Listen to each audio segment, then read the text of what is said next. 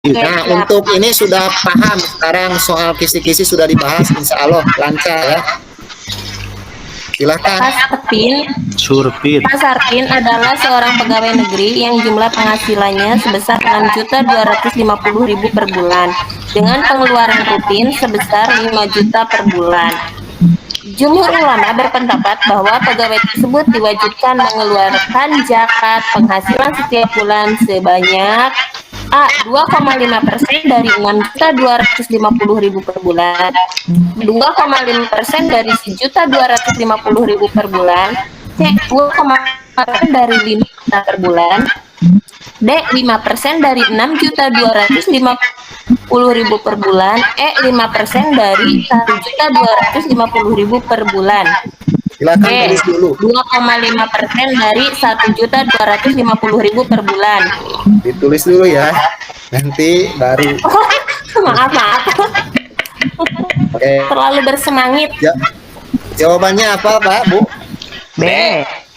Oke, kita sudah mengetahui kemarin sudah dijelaskan ya bahwa yang namanya zakat profesi itu 2,5%. Terus kita harus melihat konteks soal apakah setiap bulan, apakah setiap tahun. Bagaimana cara menghitung zakat profesi ini? Yaitu penghasilan dikurangi pengeluaran. Penghasilannya 6.250 dikurangi 5 juta berarti sisanya 1.250. Berarti yang paling tepat adalah B. 2,5% dari 1.250 per bulan. A salah karena ini total keseluruhan belum dikurangi. C salah, ini 5 juta pengeluaran saja. D salah, 5% salah. E salah 5% ya. Jadi kita itu meskipun kita tahu jawaban B benar, tetapi kita harus bisa menjelaskan kenapa A salah, B salah, D salah, salah. Baik, lanjut. Lanjut. Lanjut, silakan. Gagasan adanya zakat produktif berdasar pada fakta bahwa para mustahik tidak semuanya orang-orang yang memiliki keterbatasan. Sebagian di antara mereka adalah orang-orang yang masih berada pada usia produktif, secara fisik, bahkan memiliki keterampilan dan keahlian. Masalah utama para mustahik tersebut adalah tidak adanya modal usaha. Dalam kondisi seperti ini, penyaluran zakat untuk hal-hal yang sifat produktif diperbolehkan dengan ketentuan mustahik memenuhi syarat sebagai berikut. A. Sehat jasmani dan rohani. Sehat jasmani dan rohani membuat kenyataan sanggup mengembangkan usaha, memiliki keahlian yang relevan. B. Produktif, memiliki kesehatan fisik, memiliki rancangan usaha, dan sanggup belajar menguasai keterampilan. C. Produktif, sehat, memiliki keterampilan, dan memiliki rancangan usaha pengembangan. D. Lemah secara ekonomi dan memiliki semangat untuk memperbaiki taraf kehidupannya. E. Memiliki jenis usaha yang telah dijalankan dan membutuhkan modal pengembangan. Silakan ditulis ya. Habis waktu. Apa jawabannya kira-kira? Coba. Antara B dan E. Oke, baik ya. D. Iya, bagus ya. Baik, saya akan jelaskan. Ingat ya Bapak Ibu, di sini tentang zakat produktif. Nah, berarti jawaban itu harus ada yang produktif. Antara A sampai E ada berapa yang produktif? Mana? B dan C. B dan C. B dan C. Ya, B sama C. Lihat, yang satu A salah, tidak ada produktif, itu intinya. E salah, tidak ada produktifnya. E salah, tidak ada produktif. Lihat. Yang B, produk memiliki kesehatan fisik, memiliki rancangan usaha, sanggup belajar. Nah, ini baru sanggup ya, belum menjalankan usaha, tapi baru sanggupnya merancang dan sanggup belajar, baru sanggup belajar. Yang C, lihat, produktif, sehat, memiliki keterampilan, dan memiliki rancangan usaha untuk pengembangan. Ya, yang paling kuatnya itu adalah pengembangan. Berarti jawaban yang paling tepat adalah C. Ya, ingat di dalam mustajab itu ada itu Mbak Pawian, ada pembahasan alasan boleh apa orang yang boleh mendapatkan zakat produktif itu? Maksudnya gimana Pak Latif? Pembahasannya. Jadi kan ini kan ketentuan mustahik dengan syarat. Nah, syarat-syaratnya apa aja maksudnya gitu loh. Ya, ini lihat konteksnya. Adanya zakat produktif, ingat saja ya, fakta bahwa para mustahik tidak semuanya orang memiliki keterbatasan. Sebagai di antara mereka adalah orang-orang yang masih berada pada usia produktif, sehat secara fisik, bahkan memiliki keterampilan dan keahlian. Nah, masalah utama para mustahik tersebut adalah tidak adanya modal. Nah, ini kata garis bawah. Ini teh punya usaha, tetapi yaitu kurang modal. Dalam kondisi seperti ini, penyaluran zakat untuk hal-hal yang bersifat produktif.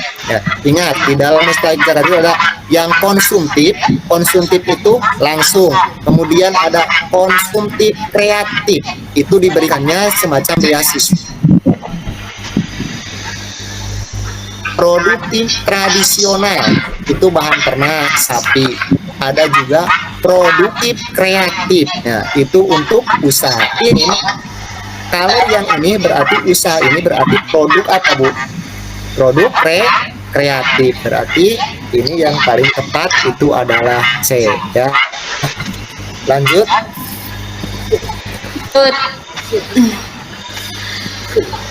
Silakan baca. Perhatikan terjemahan ayat berikut ini. Sodakoh adalah hak untuk fakir, miskin, amil zakat, mu'alaf, budak, orang yang terlilit hutang di jalan Allah, dan orang yang dalam perjalanan atau musafir, sebagai kewajiban yang datang dari Allah, dan Allah Maha Mengetahui dan Maha Bijaksana. Quran Surat At-Taubah ayat 60. Berdasarkan ayat tersebut, terdapat salah satu zakat yaitu sabilillah atau di jalan Allah. Beberapa ulama berpendapat bahwa sabilillah ini bisa dikategorikan sebagai landasan kebolehan zakat untuk Menurut Salfut, ada ketentuan yang mengiringi kebolehan zakat untuk pembangunan masjid, yaitu A. Diutamakan untuk masjid-masjid yang banyak terdapat masyarakat Islam di suatu daerah, sehingga masjid tersebut pasti difungsikan dengan baik. B. Diutamakan untuk pembangunan masjid yang besar atau masjid jami, bukan musola yang hanya bisa menampung jamaah yang sedikit. C. Alokasi zakat untuk pembangunan masjid harus sesuai dengan kesepakatan dan sepengetahuan amil baru ada di sebuah daerah jika yang berdekatan sudah tidak menampung jamaah. E. Tidak ada ketentuan yang khusus di dalam penyaluran zakat untuk pembangunan masjid ini. Yang terpenting harus ikhlas karena oleh Allah. Silakan tulis dulu ya. Tulis dulu. Dodol. Yang lain apa jawabannya kira-kira? Kalau Baik. Nah, itu dalam TO kemarin ini ada ya tentang masjid. Kebetulan saya mendapatkan soal seperti ini. Setelah dipelajari, lihat berbagai sumber, ternyata jawaban yang paling tepat itu adalah C. Ya. Kenapa? Alokasi zakat pembangunan masjid itu harus sesuai dengan kesepakatan dan sepengetahuan amil zakat. Jadi harus mengetahui kesepakatannya bagaimana, sama pengurus zakat itu harus diketahui. Berarti jawaban yang paling tepat itu adalah C. Lihat di dalam internet ada soal ini, yang paling tepat itu adalah alokasi zakat untuk pembangunan masjid itu haruslah sesuai dengan kesepakatan dan sepengetahuan amil zakat. Makanya soal ini ya, kalau sumber dari internet kadang-kadang nggak sesuai. Kalau misalkan di modul, bagaimana di modul? Dalam modul juga ada, silakan, karena ini referensinya saya lihat itu dari Maret yang 2022 ya. Ternyata setelah saya lihat kisi-kisi yang TO yang diberikan kepada kita itu ternyata soal UP yang tahun 2022 ya, kemarin diberikan itu ternyata, makanya saya mengatakan 99,9% ini saya menemukan soal ini dari itu. Ternyata jawabannya juga sama, jawaban yang betulnya itu adalah C ya. Makanya tadi perhatikan saja jawaban-jawaban yang paling tepat ya, ini adalah C. Nah, silakan dicari dulu ya berbagai referensi. Ini modul aja udah referensi. Lanjut. Oke. Lihat. Lanjut. Lanjut. Berdasarkan Quran surat Yasin ayat 36, manusia diciptakan Allah secara berpasangan laki-laki dan perempuan. Oleh karena itu, manusia disyariatkan untuk menjalin hubungan yang mulia dengan pasangannya, mengembangkan keturunan, menegakkan hak dan kewajiban antara keduanya, serta menjaga harkat dan martabat mereka. Untuk itulah Allah menurunkan syariat tentang pernikahan. Berdasarkan narasi tersebut, dapat disimpulkan bahwa hukum dasar nikah adalah A. Sunnah, E. Mubah, C. Makruh, D. Haram, E. Wajib. Tulis dulu. Sudah? Apa jawabannya? Wajib Silakan. Wajibun. Oke, ya baik. Di dalam konteks soal ini ada yang pernah kita melihat ini tentang Yasin. Dalam modul itu ada sunnah, ada wajib, ada haram ya. Ada sunnah, ada wajib, ada haram. Berarti yang BC itu eliminasi saja. Ingat surat Yasin ayat 36. Nah, ini dalam modul ada itu hukumnya adalah sunnah. Ingat-ingat ya. Dalam modul itu ada Yasin 36 itu hukumnya adalah sunnah. Oke. Dan jelas ini masih sudah dijelaskan ini juga. Lanjut. Nah, silakan. Oke, lanjut.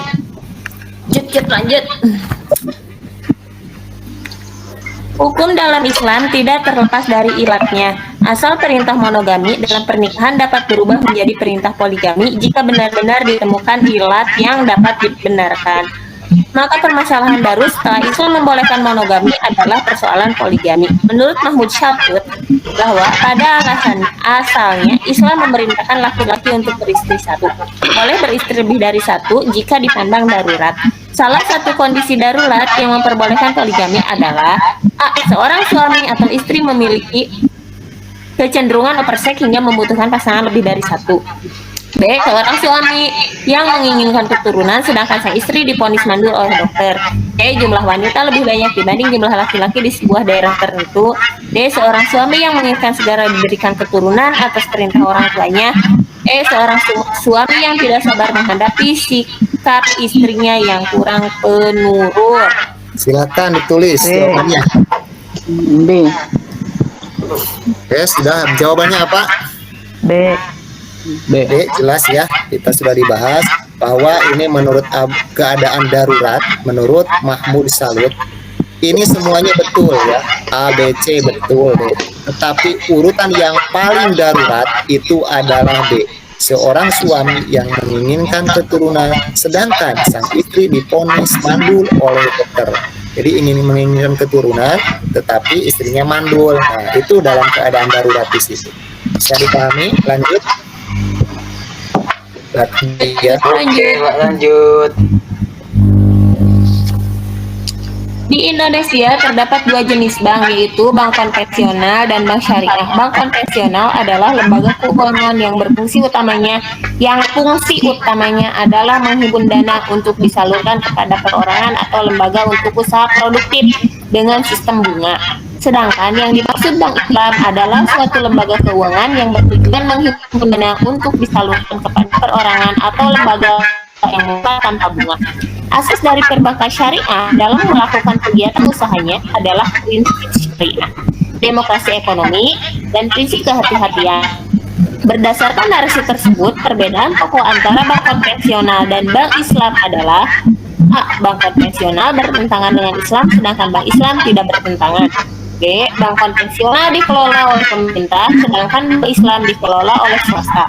C. Bank konvensional tidak memiliki pengawas syariah, sedangkan bank Islam diawasi oleh pengawas syariah. D. Bank konvensional menerapkan sistem bunga dalam menjalankan usahanya, sedangkan bank Islam menerapkan sistem bagi hasil. E. Bank konvensional menjadikan bunga sebagai sumber utama keuntungan bisnis, sedangkan bank Islam mengutamakan berkah. Tulis jawabannya. Sudah? Apa jawabannya? Betul. Yang lain? Oke, baik ya. Kemarin saya sudah jelaskan, ingat, antara bank konvensional dan bank syariah itu pasti muncul ya. Bank konvensional itu yang berhubungan dengan bunga usahanya itu. Kemudian bank syariah itu menerapkan sistem bagi hasil. Itu kuncinya.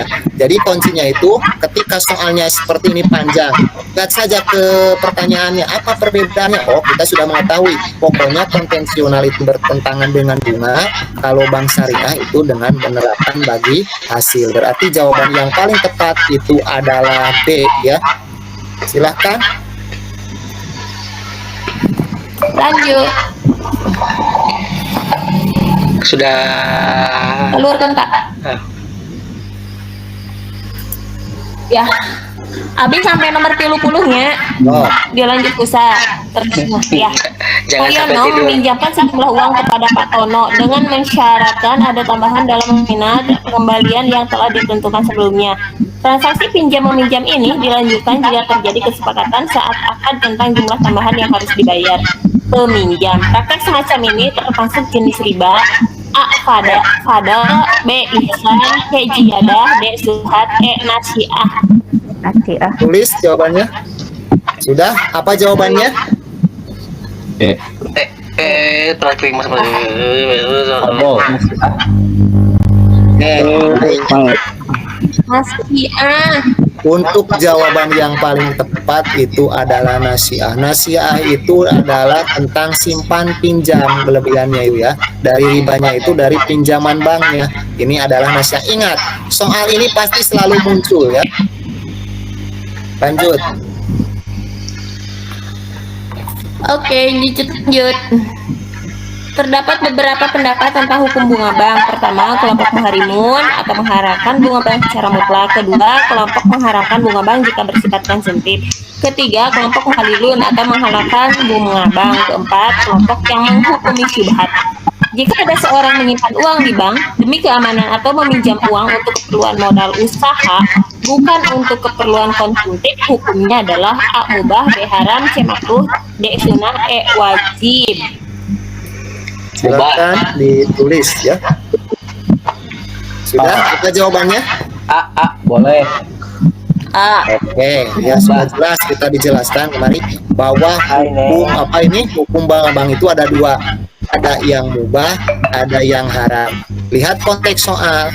Kalau misalkan kelompok muhalilun menghalalkan bunga, nah ini untuk keempat kelompok yang menghukumi subhat. Subhat itu adalah mubah ya, berarti tidak mengharamkan. Berarti jelas jawabannya itu adalah A. Ingat, soal ini pasti ada yang jawabannya itu antara A dan B. Jangan memilih C, D, E. Itu tidak ada ya. Berarti jawaban yang paling tepat ini adalah subhat. Kalau yang muharimun, kalau misalkan sekelompok muharimun yang mengharamkan meskipun berpakai untuk administrasi, berarti maka kita jawab haram ya. Lihat konteks soal. Lanjut. Oke, Mas Ibu Reni. Halo Pak. I artinya pungutan dana yang dibebankan kepada nasabah bank untuk kepentingan administrasi seperti keperluan kertas, biaya operasional, dan lain-lain. Hal ini umum dilakukan dalam berbagai transaksi termasuk pada bank. Bagi kelompok yang muharimun, hukum memberikan fee pada transaksi perbankan adalah A. Boleh karena fee dapat memperlancar proses transaksi. B. Haram karena fee sama saja dengan bunga bank. C. Wajib karena saling menguntungkan kedua belah pihak. D. Makruh karena fee tidak jelas penggunaannya. E. Haram karena fee tidak sesuai dengan kesepakatan. Tulis ya, silakan. Sudah? Apa jawabannya? Dan Jawabannya Bandung. bagus ya. Semakin kita sering latihan pasti kita mengetahui ya. Ingat, ini ada yang boleh, ada yang haram. Tetapi ini kan kelompok muharimun. Ya, jangan memilih lagi. Berarti haram ada dua. Ya. Kemudian ya, B itu sama dengan bunga bank. Berarti jawaban yang paling tepat itu adalah B. Lanjut. Al-Quran dan Sunnah menjadi pedoman pokok dalam sistem pemerintahan Islam. Sepanjang sejarah dapat diketahui kedua sumber pokok tersebut merupakan landasan paling fundamental penyelenggaraan sistem pemerintahan dalam Islam. Sebagaimana pernah terjadi pada Nabi Muhammad, pada masa Nabi Muhammad SAW dan Khulafaur Rasyidin. Berdasarkan narasi tersebut, tersebut disimpulkan bahwa pokok pemerintahan dalam Islam adalah A. Melaksanakan pola pemerintah bagaimana dicontohkan oleh Nabi dan Khulafaur Rasyidin. B. Menjunjung tinggi harkat martabat rakyat dengan cara mewujudkan kesejahteraan dan C. Mengimplementasikan perintah Allah dan Rasulnya di bidang pemerintahan dan ketatanegaraan. D. Memperjuangkan terwujudnya negara Islam sebagai bentuk ketaatan kepada Allah dan Rasulnya. E. Menjalankan sistem pemerintahan sebagaimana zaman Nabi dan Khulafaur Rasyidin. Silakan ditulis. Sudah? Apa jawabannya? Cacing. Yang lain? Cacon. Cendol. Dodol. Ada yang dodol? Oke. Nah, jawaban yang paling tepat itu adalah C. Kenapa C? Lihat konteks soal. Al-Quran dan Sunnah menjadi pedoman pokok dalam sistem pemerintahan. Kemudian lihat, berdasarkan narasi tersebut dapat disimpulkan bahwa tujuan pemerintah, yang C, mengimplementasikan atau mempraktekkan langsung perintah Allah dan Rasulnya. Perintah Allah ini sesuai dengan Al-Quran dan Rasulnya itu adalah sunnahnya di sini. Nah, kemudian di bidang pemerintahan dan ketatanegaraan, karena ini berhubungan dengan pemerintahan. Berarti jawaban yang paling tepat C. Ingat, ini ada di TO kemarin ya. Boleh deh. Lanjut. Kemarin saya boleh deh. Silakan. Terdapat beberapa sistem pemerintahan yang pernah dan sedang dijalankan di negara-negara berpenduduk mayoritas Muslim, seperti sistem khilafah yang telah berakhir sejak terselesaikan kekhalifahan Turki Utsmani. Beberapa negara seperti Indonesia, Mesir, Irak menerapkan demokrasi. Sementara itu, Arab Saudi dan Maroko menerapkan sistem kerajaan. Salah satu perbedaan sistem demokrasi dan kerajaan adalah A. Sistem demokrasi memberikan peluang kepada rakyat untuk mengendalikan pemerintahan, sedangkan dalam sistem kerajaan rakyat tertindas.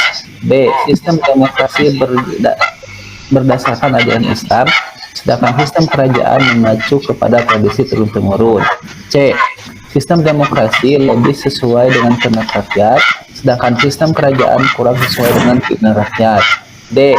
Sistem demokrasi kepemimpinan dipilih oleh rakyat, sedangkan kerajaan dipilih berdasarkan turun-temurun.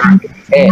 Sistem demokrasi lebih banyak dianut oleh negara-negara Islam, sedangkan sistem kerajaan diikuti oleh negara-negara yang terbatas jumlahnya. Jawabannya adalah D. D ya. Nah, baik ya, jawab langsung. Ini D. Ingat, demokrasi sama kerajaan sudah saya jelaskan kemarin bahwa demokrasi itu dipimpin oleh rakyat, sedangkan kerajaan itu berdasarkan keturunan. Itu kata kuncinya. Meskipun soalnya panjang ya, berbelit-belit, tapi lihat konteksnya. Salah satu perbedaan sistem demokrasi dengan sistem kerajaan, kalau demokrasi dipilih oleh rakyat, sedangkan kerajaan itu berdasarkan keturunan. Kita lihat demokrasi peluang kepada rakyat, masih peluang, salah. B. Demokrasi berdasarkan ajaran Islam, salah. Demokrasi lebih dari kehendak rakyat dengan kehendak. Nah, lihat di sininya tidak sesuai keinginan masyarakat. Yang salahnya ini adalah itunya. Kemudian yang D itu jelas, yang D sistem demokrasi banyak dianut oleh negara-negara Islam, padahal demokrasi itu dengan rakyat. Ya, lebih sering kita berarti insya Allah lebih memahami. Ya, lanjut. Yuk, 32.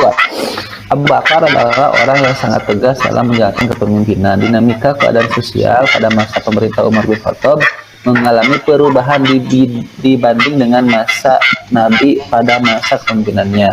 Terdapat kemajuan sosial ekonomi dan pengumpulan ayat-ayat Al-Quran. Namun demikian, kemajuan di bidang pendidikan dan ilmu pengetahuan kurang menonjol. Ada beberapa faktor, yaitu A. Adanya masalah sosial seperti nabi palsu, kaum murtad, dan ingkar zakat. B. Belum ada lembaga pendidikan yang berkembang sebagai tempat belajar. C. Ilmu pengetahuan yang dikembangkan fokus pada akidah dan ilmu agama saja. D. Abu Bakar fokus pada pengumpulan ayat dan penulisan ayat Al-Quran. E. Ilmu pengetahuan pada masa Abu Bakar belum menjadi prioritas pemerintah. Tulis. Sudah? Apa jawabannya? A ya, bukan. A. Silahkan. A ya, ingat di dalam pemerintahan Umar bin Khattab itu mengalami perubahan dibanding dengan masa Nabi itu pada masa kepemimpinan kemajuan sosial ekonomi ayat-ayat Al-Quran. Namun demikian, kemajuan di bidang pendidikan dan ilmu pengetahuan kurang menonjol. Nah, kenapa kurang menonjol? Karena adanya masalah sosial seperti nabi palsu, kaum murtad, dan ingkar zakat. Ini suka ada Umar bin Khattab itu tidak menonjolnya itu karena banyak adanya masalah sosial, kemudian nabi palsu, kemudian murtad, ingkar zakat. Dalam modul itu ada. Berarti jawaban yang paling tepat itu adalah A. Lanjut. 33. Pada masa Khalifah Umar bin Khattab terdapat beberapa kebijakan baru antara lain ekspansi, desentralisasi administrasi, pembangunan fasilitas umum, pemusatan kekuatan militer, pemusatan para sahabat di Madinah, membuat uang resmi negara, membentuk ahlul halli wal aqdi, dan aktivitas haji sebagai saat laporan gubernur kepada khalifah. Di samping itu, pada masa pemerintah Umar juga dibentuk berbagai lembaga atau diwan. Berdasarkan narasi tersebut, dapat disimpulkan Umar bin Khattab telah melakukan kebijakan A. Pembaruan bidang militer dan pertahanan, B. Meninggalkan aspek pendidikan dan ilmu pengetahuan, C. Reformasi bidang politik dan administrasi, D. Berbeda dengan yang telah dilakukan oleh Nabi dan Abu Bakar, E. Mementingkan perbaikan masalah sosial. Silakan ditulis. Sepertinya jawabannya C ya. Oke, baik. Jawabannya yang lain silakan apa? C. C. Oke ya, ingat ya. Di dalam masa Khalifah Umar bin Khattab. Nah, Khalifah Umar bin Khattab itu ahlul al-waqdi dan aktivitas haji. Nah, berdasarkan narasi tersebut disimpulkan Umar bin Khattab telah melakukan kebijakan. Ingat, di dalam Umar bin Khattab kebijakannya itu reformasi, perubahan tentang bidang politik dan administrasi. Ingat-ingat, ini selalu ada. Umar bin Khattab itu berkaitan dengan reformasi bidang politik dan administrasi. Dalam modul KB1 SKI itu ada. Lanjut. 35. 34 ya, 34. Khalifah Utsman bin Affan melakukan perluasan wilayah hingga Azerbaijan, Arai, Alexandria, Tunisia, Siprus, Armenia, Tripoli, dan juga membentuk angkatan laut yang kuat. Dalam melaksanakan tugas kekhalifahan, termasuk perluasan wilayah, Utsman bin Affan diberi pertimbangan oleh sebuah lembaga yang dibentuknya, yaitu Majelis Syuro. Tugas utama lembaga Majelis Syuro adalah A.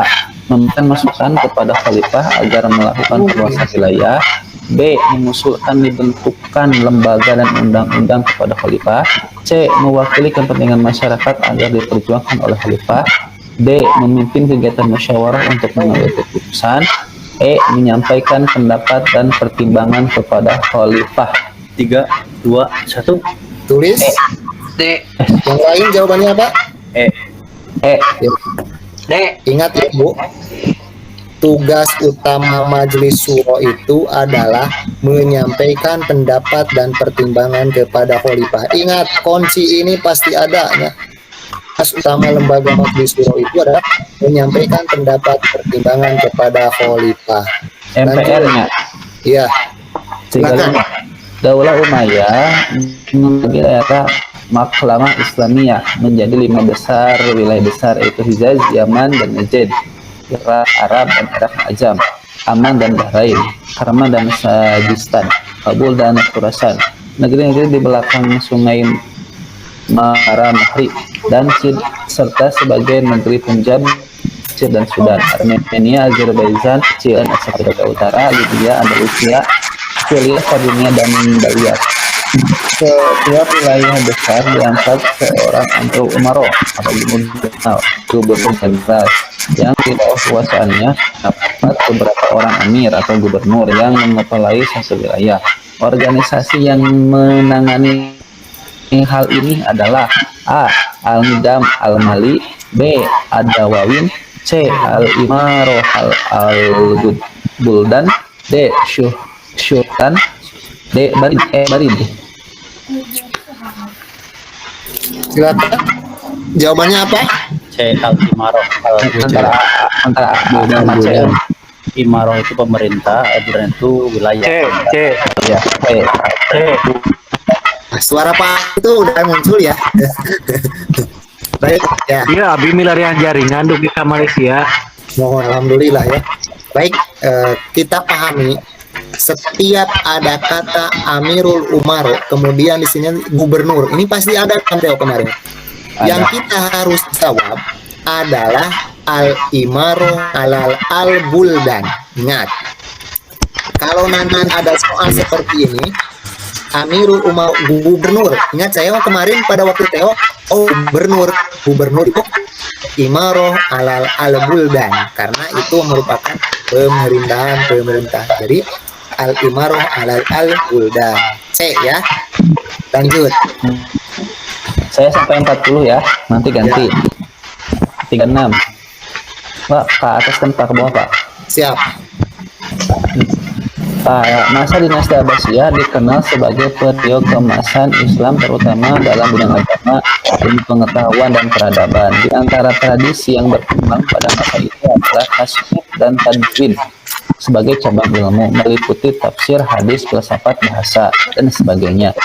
Maksud dari kegiatan tasnif dan tadwin adalah A. Pengembangan dan pengajaran, B. Penerjemahan dan penjelasan, C. Pembukuan dan penafsiran, D. Pengumpulan dan penerjemahan, E. Pembukuan dan pengkodifikasi. Tulis. Catat. Oke. Jawabannya Jawabannya pengkodifikasian E. Baik ya. Ingat Tasnif itu sama dengan musonif ya? kata kunci. Baik, kata kuncinya ketika nanti mendapatkan soal seperti ini yang ditanyakannya itu tasnif dan tadwin, ingat jawabannya itu ya harus yang ada pengkodifikasian ya, pembukuan dan pengkodifikasian. Kalau pembukuan banyak di sini C dan E, tapi yang pengkodifikasian yang lebih sedikit lagi ini untuk menerjemahkannya itu adalah berarti E ya. Ingat, tasnif dan tadwin adalah pembukuan dan pengkodifikasian. Lanjut. 37. Pada masa Umayyah dibentuk sebuah lembaga pengadilan tertinggi yang bertugas menerima banding dari pengadilan yang ada di bawah dan mengadili para hakim dan pejabat yang bersalah. Pengadilan ini melakukan sidang dipimpin oleh khalifah atau orang yang ditunjuk olehnya. Pada masa Umayyah, pengadilan tertinggi ini disebut A. Al-Nazar fil Mazalim, B. Al-Nizam al-Waqdai, C. Al-Nizam al-Idari, D. Al-Hisbah, E. Al-Qadha. B. Jawabannya B. Kodi. Kodi pengadilan tertinggi.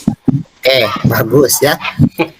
Untuk jawaban seperti ini, lihat pengadilan yang tertinggi atau pengadilan sebagai pembanding ya, pengadilan lihat pengadilan tertinggi. Ingat kata kuncinya itu adalah pengadilan tertinggi. Maka jawaban yang paling tepat pengadilan tertinggi adalah ini A. Al-Nador fil Mazalim. Ya, ingat ya kata kuncinya harus ingat. Kalau menanyakan pengadilan tertinggi atau studi banding, menerima banding, maka jawabannya Al-Nador fil Mazalim. Dalam modul SKI itu udah ada, dalam rangkuman pun juga udah ada yang kemarin, silahkan dibaca. Lanjut. 38. Ini lanjut ya. Ya, pada masa dinasti Abbasiyah, semangat masyarakat untuk belajar berkembang pesat.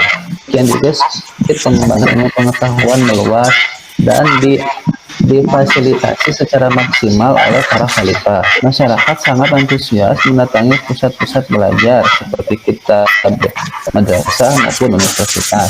Berbagai cabang ilmu pengetahuan dipelajari, baik ilmu agama, filsafat, astronomi, kedokteran, matematika, dan ilmu alam.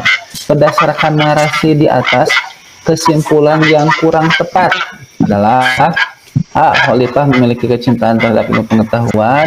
B. Masyarakat mendapatkan dana pendidikan yang cukup besar. C. Tidak ada dikotomi ilmu pada masa Abbasiyah. D. Telah ada lembaga pendidikan yang unggul.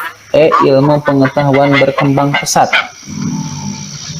Ini dikotomi. Oke, apa jawabannya? Masyarakat Tidak dikotomi. Dikotomi yang cukup besar. Yang cukup besar. Yang kurang tepat. Baik. Awas loh soalnya. Oh, itu kurang Dikotomi. tepat. Dikotomi bukan? Baik, ya. Lihat. Ini soal masih hangat karena kata saya juga ini 99% ini soal dari Theo. Nah, ternyata lihat, ini pada dinasti Abbasiyah pendidikan itu mengalami yang sangat pesat. Yang ditanyakan dalam itu adalah yang kurang tepat. Kenapa? Karena betul cinta terhadap ilmu pengetahuan. Kenapa B salah? Jelas, karena pada masa Abbasiyah itu tidak ada dikotomi. Kalau dikotomi itu kan berarti dikotomi itu pokoknya yang jelek-jelek ya. Berarti jelas itu tidak ada dikotomi, berarti betul ya. Sedangkan ini yang dicari kurang tepat. Kenapa D salah? Telaah dalam lembaga yang unggul, betul ini yang unggul. Kemudian E, ilmu pengetahuan berkembang pesat, betul. Tetapi yang B, masyarakat mendapatkan dana pendidikan cukup besar, itu tidak ada kaitannya, kemudian tidak ada dalam modul ya. Berarti jawaban yang paling tepat adalah B. ya. Lanjut. Kalau tidak salah, kalau dikotomi ilmu itu, jadi tidak ada satu ilmu kalau dikotomi. Kalau tidak salah pengertian dikotomi ilmu. 39. Islam masuk ke wilayah Nusantara menempuh bermacam jalur. Terdapat beberapa teori tentang masuk dan berkembangnya Islam di sejarah. Para sejarawan menyebut 4 teori dengan argumentasinya masing-masing. Keempat teori ini adalah A. Gujarat, Mekah, Cina, India. B. Teori Arab, India. Teori Snow Horge, teori sosial. C. Teori India, teori Arab, teori Persia, teori Cina. D. Teori India, teori Arab, teori Persia, dan teori Gujarat. E. Teori Gujarat, teori Arab, teori Wali Songo, dan teori Cina. Silakan ditulis. Oke, baik. Apa jawabannya? E ya. E. Bagus ya. Ada teori Wali Songo gitu. Bagus ya. Ragam jawab. Ingat Bapak Ibu. Ayah. Ya, ingat yang harus diingat ini kata kuncinya itu kan ada 4 teori. Ingat, di ujungnya itu harus ada Cina ya. Yang di ujungnya itu Cina. Antara mana? Antara C, E. E sama E ya. Antara C sama E. Kita satu-satu untuk membuktikan kebenaran. A. Teori Gujarat, teori Mekah, betul ya. Teori Cina, teori India. Kenapa ini salah? India itu sama dengan teori Gujarat. Oh, ya pahami itu. Kemudian yang B, teori Arab Mekah, memang betul ada. Teori India, betul. Ada nggak teori Senok, Scholz, Artos yang tidak ada ya? Tidak. Senok, sekop. Oke. Teori India betul. Teori Arab Mekah betul. Teori Persia betul. Teori Gujarat. Gujarat itu sama dengan India. Oke, baik. Teori Gujarat, teori Arab, teori Wali Songo. Kacau kan itu katanya. Makanya kata saya juga kuncinya ingat ya. Kuncinya ingat Cina di belakang. Ini dalam Theo ada. Berarti kita harus memilih antara C dan E. Kalau sepintas aja Wali Songo salah ya. Kalau sepintas salah ini salah. Ingat, kita harus pahami dulu. Teori India itu sama dengan teori Gujarat. Nah, teori Gujarat itu sama dengan teori India. Kadang-kadang kita dibingungkan antara ini, antara teori Gujarat sama teori India. Padahal Gujarat sama India itu sama. Ya, Saya tuh masih bingung. Ada Gujarat teh pedagang atau negara? Daerah negara. daerah Gujarat. Sugante pedagang. Ingat saja kuncinya ini. Gujarat Arab. Lanjut ya. Nomor terakhir ya 40. Habis ini boleh sama siapa? Perkembangan Islam di Nusantara terjadi begitu cepat dan diterima dengan damai oleh masyarakat sehingga dalam waktu yang relatif singkat Islam berkembang dengan pesat. Terdapat banyak faktor yang menyebabkan Islam dengan mudah berkembang di Indonesia. Salah satu yang tidak termasuk faktor pendukung perkembangan Islam di Indonesia. Ya, tidak. Terbentuknya ruang sinkretisasi antara ajaran Islam dengan budaya masyarakat. B. Para pendakwah menggunakan pendekatan yang sesuai dengan budaya masyarakat. C. Menerapkan pendekatan tasawuf dalam melakukan dakwah. D. Islam dikembangkan melalui jalur pendidikan, perdagangan, dan perkawinan. E. Islam menghilangkan sistem kasta dari kehidupan masyarakat. A. Oke, baik. Jawaban yang lain? Ya, sudah jelas itu mah. Sinkretisasi. Ya. Jawaban yang paling tepat. Ya. Kenapa A salah? Ya, kenapa A salah? Kembali masa Terbukanya ruang Cuma dapat karena kamari. Ya, ruang coba kan itu sinkretisasi itu iya. antara budaya satu dengan budaya yang lain itu ya bersama bersatu gitu itu ya ruang sinkretisasi. Jadi A itu betul, yang B berdakwah dengan budaya betul, yang C dengan tasawuf betul, yang D dikembangkan jalur pendidikan ini jelas, yang E itu menghilangkan sistem kasta ini yang salah. Ternyata itu kita tidak menghilangkan sistem kasta. Berarti jawaban yang paling tepat yang tidak yang termasuk pendukung adalah E ya, masih hangat ini kemarin. Pohonnya ya berarti tadi sebuat sare. Fokus 41 tah. Tapi kan emang bener kan menghilangkan sistem kerja, jadi nggak ada perbedaan gini kan, nggak ada yang raja, nggak ada yang itu, semuanya sama. Dalam modul ada Pak, lebih jelasnya silahkan dibaca aja. Yang membedakan mah hanya takwanya. Kan yang paling tepat ini. Ini yang dinamakan soal HOTS. Mirip-mirip jawaban. Bu Dede tidur saya katanya di geroan. apa tuh Wali Songo dikenal sebagai orang-orang yang suci dan yang Wali Songo dikenal sebagai orang-orang suci yang mula-mula menyebarkan agama Islam di tanah Jawa. Dalam memenuhi dakwah, Wali Songo menggunakan berbagai strategi dan metode, memanfaatkan berbagai pendidikan, kebudayaan, kesenian, pernikahan, pemerintahan, dan sosial kemasyarakatan. Berdasarkan fakta tersebut dapat disimpulkan pendekatan dakwah Wali Songo adalah A. Pendekatan kultural, B. Emosional, C. Kontekstual, D. Spiritual, intelektual. Tulis ya, setelah ditulis apa jawabannya? Kultural ya,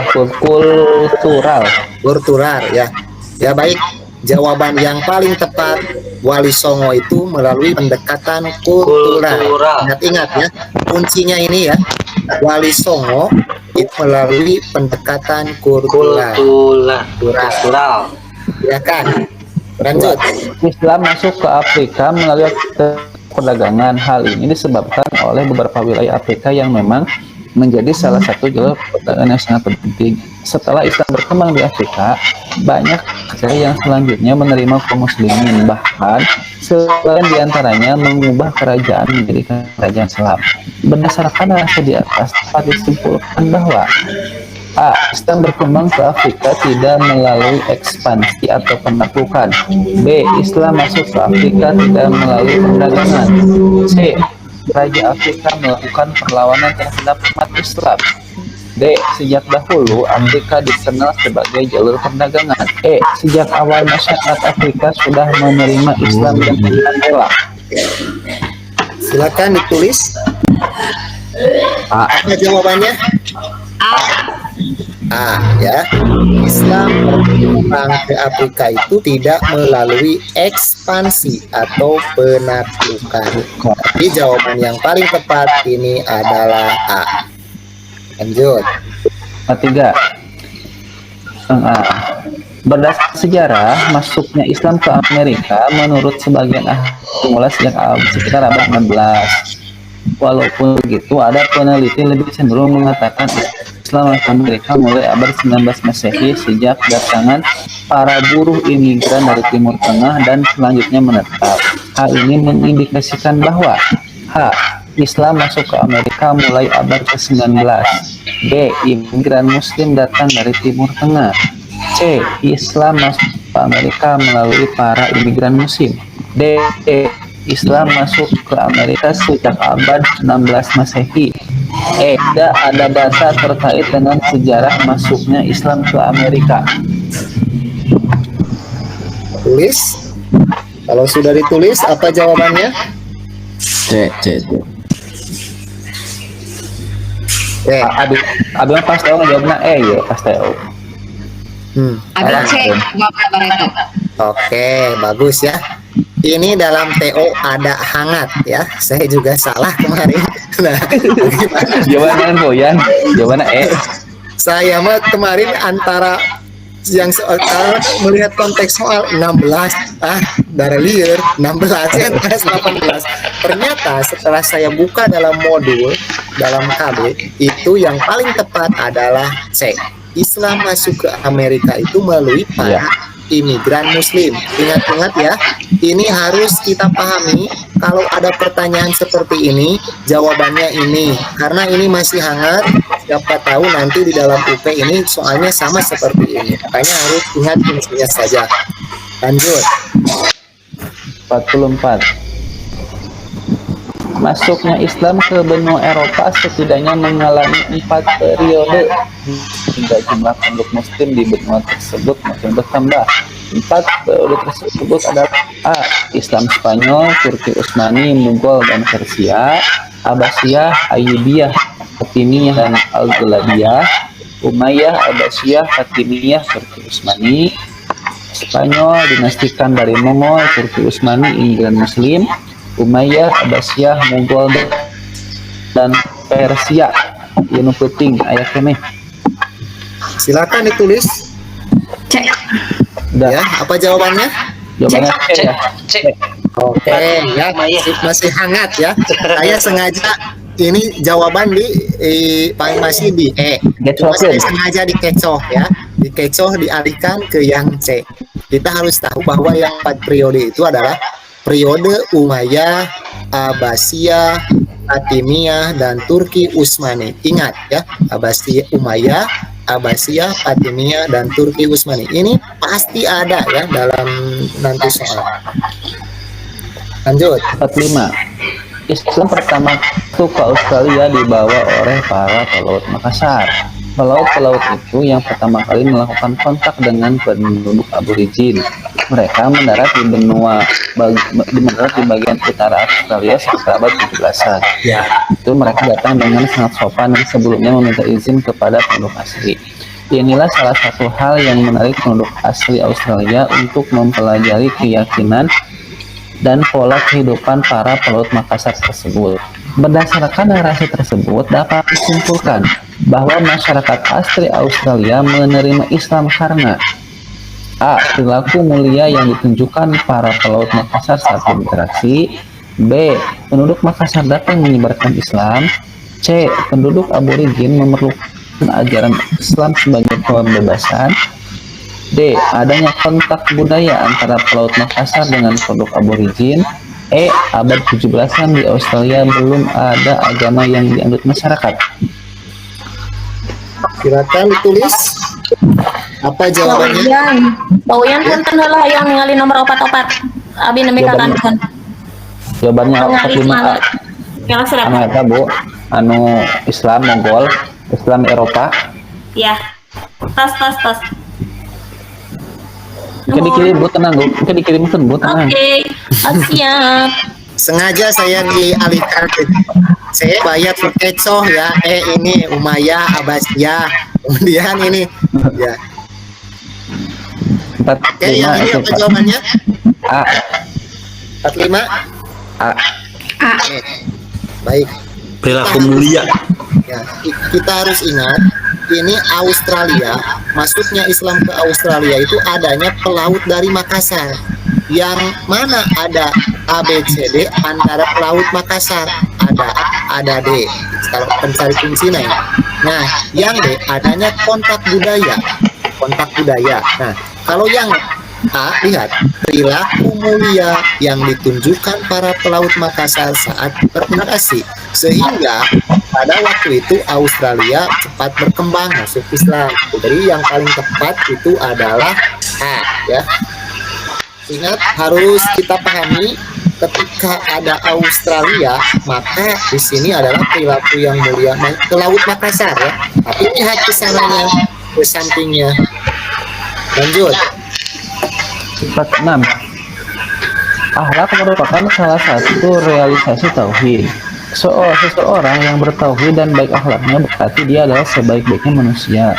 Semakin sempurna tauhid seseorang, maka semakin baik akhlaknya. Sebaliknya, jika seseorang memiliki akhlak yang buruk, maka berarti tauhidnya lemah. Pernyataan di atas menunjukkan bahwa A. Akhlak adalah bukti dari kuat atau lemahnya tauhid seseorang. B. Antara tauhid dan akhlak memiliki hubungan yang erat. C. Akhlak dan tauhid memiliki kedudukan yang penting. D. Manusia yang mulia adalah yang baik akhlaknya. E. Tauhid adalah keyakinan, sedangkan akhlak adalah perilaku. Silakan ditulis apa jawabannya. Abi mah A dulu, bener dulu. B. Nah, B. A. ternyata ya jawaban yang paling tepat ini di dalam kemarin adalah E. Ya. Kenapa? Tauhid adalah keyakinan, sedangkan ada akhlak adalah perilaku. Sekali lagi saya ingatkan, kuncinya apabila nanti ada soal yang ditanyakan ini, akhlak itu apa, akidah itu apa, ternyata yang paling benar adalah tauhid itu adalah keyakinan, sedangkan akhlak adalah perilaku. Ini harus ingat ya. Lanjut. Ternyata dalam PO itu maaf ya. Silakan lanjut. Akhlak mulia terbentuk ketika seseorang dapat melakukan penolakan terhadap sesuatu yang tidak disenangi dan mendapatkan kenikmatan yang bersifat batin ya. Kemampuan ini disebut kuah al-ilmi, kuah al-ghadab, kuah al-syahwah, kuah al-khuluq, kuah al-adl. Al-Qadab. Cuma ya ilmu salah. Apa jawabannya? Kuah al-Qadab. Syahwah. Syahwat. Ya. Jawaban yang paling tepat, lihat, batiniah, kenikmatan yang tidak disenangi itu berhubungan dengan al-ghadab ya, dengan al-ghadab. Ada dalam modul, silakan.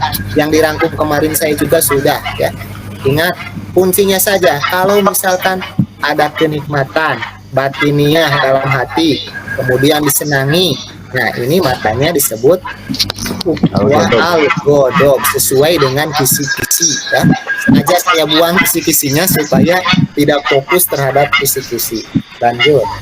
48.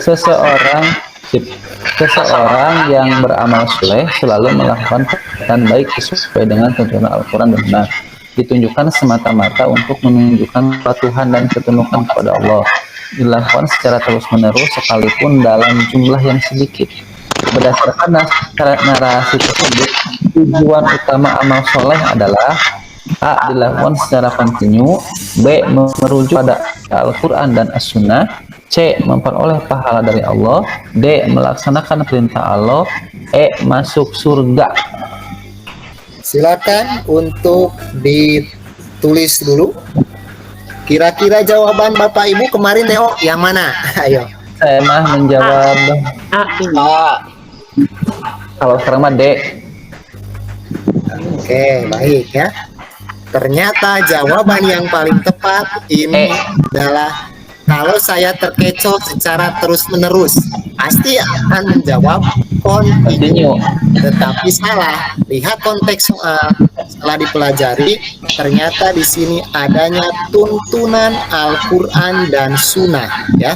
Berarti menunjukkan kepatuhan dan ketundukan kepada Allah. Berarti kalau kita harus patuh dan tunduk, berarti itu merupakan salah satu melaksanakan perintah Allah.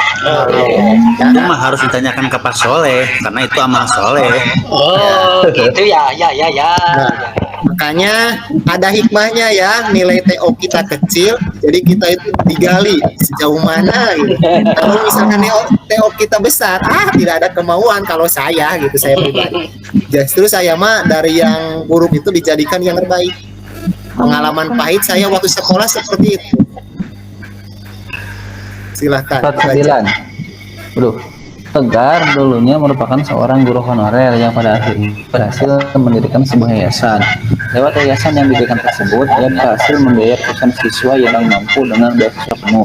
Tidak hanya itu, lewat yayasannya juga ia telah mendirikan berbagai lembaga pendidikan. Keberhasilannya tersebut tidak serta-merta terjadi begitu saja. Tegar terus menyandarkan usahanya tersebut kepada Allah SWT.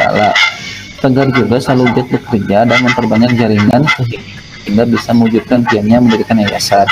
Tegar terkenal dengan sosok pribadi bekerja keras. Proses dalam mendirikan impiannya, Tegar sering mengalami jatuh bangun. Namun karena tekad kuat dan impiannya itu, ia tidak pernah patah semangat. Ia berusaha dan terus berusaha. Berkat keteladanan, akhirnya ia dapat mewujudkan impiannya selama ini. Tidak hanya itu, dia juga suka menolong kepada sesamanya dan sering bersedekah kepada orang yang kurang mampu. Dari kisah inspiratif di atas, merupakan perwujudan pengamalan dari sikap tawakal dari Tegar adalah A. Tegar tidak pernah patah semangat menyerah dalam mewujudkan impiannya. B. Tegar terkenal dengan sosok pribadi pekerja keras. C. Tegar orang yang tekun dan dalam membangun usahanya. D. Tegar orang yang suka bersedekah kepada sesama. Tegar terus menyandarkan usahanya Allah Subhanahu wa Ta'ala. Kira-kira tulis dulu jawabannya. Kalau sudah ditulis, apa jawaban Bapak Ibu? Waktu TO. Teo menjawab E. Oke ya. Ingat, kata kunci tawakal itu berpasrah diri kepada Allah. Makanya jawaban yang paling tepat adalah E. Tegar terus menyandarkan usahanya tersebut pada Allah. Meskipun konteks soalnya panjang, makanya kalau lihat soal yang seperti ini, lihat aja pertanyaannya, apa yang ditanyakan. Dari kisah inspiratif di atas merupakan perwujudan pengalaman dari sikap tawakal, ya. Kalau tawakal itu, ingat, tawakal itu bersandar diri kepada Allah atau berpasrah diri kepada Allah. Makanya di sini A salah hanya pada impiannya. B karena sosok tadi pekerja keras di dalam memasrahkan pada Allah. C ini teladan bangun usahanya salah. Berarti yang paling tepat itu adalah E. Lanjut. Buat kita kumaha hadisna acak-acakan gitu. Al-haya uminal iman. Al-haya tentang malu kok. Ya tentang malu, Be. Nah, langsung baca ya. Abai deh, pokoknya tentang malu. Dari kedua hadis tersebut, mana Pak soalnya Pak? Dari kedua hadis tersebut diilustrasikan pertanyaan di bawah ini yang menggambarkan perilaku al-hayy atau malu dalam kaitannya dengan pembentukan akhlak pribadi. A. Gilda belajar saat orang tuanya saja, namun ketika orang tuanya tidak ada di rumah, Gilda bermalas-malasan. B. Ainun seorang santri di pondok pesantren Nurul Islam. Ainun terkenal sebagai santri yang dan berprestasi di pondok tersebut. Seperti fitrah manusia pada umumnya, Ainun jatuh cinta kepada Imamun karena rasa takutnya membuat maksiat yang lebih besar dibandingkan rasa cintanya. Ainun memilih untuk memendam perasaannya tersebut. C. Ida, anak seorang buruh tani, penghasilan kedua orang tuanya hanya cukup untuk memenuhi kebutuhan hidup sehari saja. Di sekolah Ida bergaya layaknya anak seseorang yang kaya raya karena malu jika teman-temannya tahu bahwa ia adalah anak orang bertani. B. Andi, seorang mahasiswa yang rantau yang kuliah di sebuah perguruan tinggi. Pada akhir bulan jatah uang sakunya habis. Andi berpikir bagaimana cara mencari uang agar hidupnya tetap berlangsung daripada mencuri. Akhirnya Andi tidak malu mengamen di jalanan. Ketika ujian akhir semester, Rohna memilih untuk mengerjakan sendiri dan tidak mencontek temannya meskipun dia sadar akan kemampuan akademisnya biasa-biasa saja karena ia malu kalau dianggap temannya beres banget. Temannya udah sampai sana tidak pintar. Oke, tulis dulu jawabannya. Apa jawabannya kira-kira waktu Theo kemarin? D. Pertanyaan B. Nah, Dodol. Dol, bagus ya. Ingat ya, takut al-haya itu ya. Ya, al-haya itu malu. Kisi-kisi. Ya, malu itu kan kemarin sudah dijelaskan bahwa dari sifat malu itu kita itu agar terhindar dari perbuatan yang jahat atau perbuatan yang maksiat. Mana di sini yang ada? Yaitu yang paling tepat adalah B. Lihat, Ainun adalah seorang santri di pondok pesantren Nurul Islam. Ainun dikenal sebagai salah satu santri yang alim dan berprestasi di pondok tersebut. Seperti fitrah manusia pada umumnya, Ainun jatuh cinta kepada Yusuf. Namun karena rasa takut berbuat maksiat, yang lebih besar dibandingkan rasa cintanya, Ainun memilih untuk memendam perasaannya. Kalau terjadi maksiat itu berarti melanggar kepada aturan Allah. Makanya jawaban yang paling tepat itu adalah B ya. Kalau kemarin Pak itu membahas D ya. D. Iya, yang pengamen. Tetapi yang paling betul ini adalah B ya. Yang B. Rasa takut ya semua. Rasa takut ya. Rasa malu. Yang paling betul itu adalah B, agar terhindar dari maksiat kata kuncinya. Lanjut ya. 451 ya. Salah hasilnya. Sok web. WP. Nabi Muhammad SAW bersabda, Allah SWT berfirman, demi kemuliaan dan keagunganku, aku tidak menghimpun dua macam rasa takut pada diri hambaku, dan aku juga tidak menghimpun dua macam rasa aman bagi dirinya. Jika dia merasa aman dariku di dunia, maka aku membuat takut pada hari kiamat, dan jika dia merasa takut kepadaku di dunia, maka aku membuatnya merasa aman pada hari kiamat. Diriwayatkan Ibnu Hibban. Apabila hadis di atas diilustrasikan, jawaban yang menggambarkan perbuatan khauf atau takut adalah A. Wisnu merupakan pekerja kantoran namun memiliki konflik batin yang luar biasa. Ia memiliki kecemasan yang tinggi sehingga ia selalu was-was dan khawatir berlebihan terhadap pekerjaannya. Setelah diselusuri, ternyata ia seorang muda iri, tidak senang apabila temannya sedang mendapat kebahagiaan. B. Ali adalah tipe suami yang takut pada istrinya. Suatu hari ia terlilit hutang yang menjadikan ia makin tertutup dengan istrinya. Ketika sudah jatuh tempo pelunasan, pihak bank terpaksa menyita beberapa barang berharga yang mereka punya. Pada akhirnya sang istri sadar bahwa keterbukaan dengan pasangan sangat dibutuhkan untuk memecahkan masalah bersama. C. Rijal seorang ilmuwan yang mampu menciptakan alat yang diklaim mampu menyelamatkan manusia. Pak, angkat ke luhur. Oh, maaf. Manusia saat kiamat tiba, sehingga dia menjadi sombong dan tidak memiliki khawatir terhadap takdir masa depan. D. Dono mengikuti organisasi keislaman dengan alasan takut kepada Allah dan cinta kepada Rasulullah, padahal organisasi tersebut termasuk ilegal karena tidak mendapat izin pemerintah dan dapat membahayakan kesatuan negara. Namun dia tetap mantap dan bertahan karena menurutnya ia bisa mengambil kejayaan Islam dengan wadah organisasi tersebut meskipun sudah banyak nyawa menjadi taruhan. Syauqi seorang mahasiswa yang taat pada nasihat orang tuanya. Salah satu nasihat yang ia selalu pegang adalah bahwa Allah SWT selalu mengawasi setiap gerak geriknya. Karena itu dia selalu berhati-hati dalam bertindak dan terus berusaha memperbaiki diri. Jawaban Bapak Ibu pada waktu Teo itu apa? Jawabannya anu Sayuki. Ya, baik ya.